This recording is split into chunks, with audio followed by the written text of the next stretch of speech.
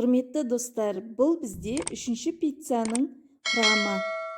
Өте жеңіл және оңай 15 минутта пісетін пиццамыз.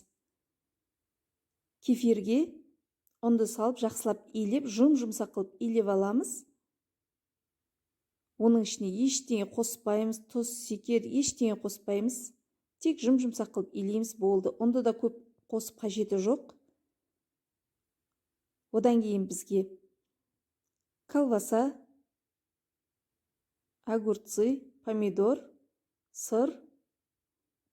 Тестімізді ұнға былғалап, айналдырып, жайып аламыз.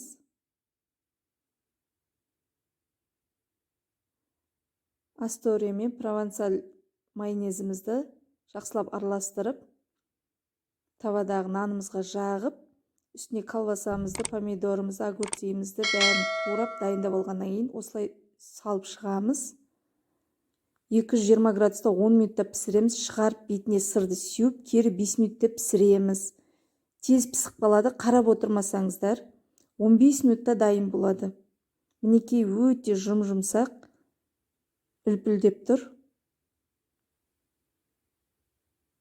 Асты да үсті де бәрі тесті жұмсақ болып, дәмді болып піседі, сочный болып шығады. Жасап көріңіздер, ас болсын.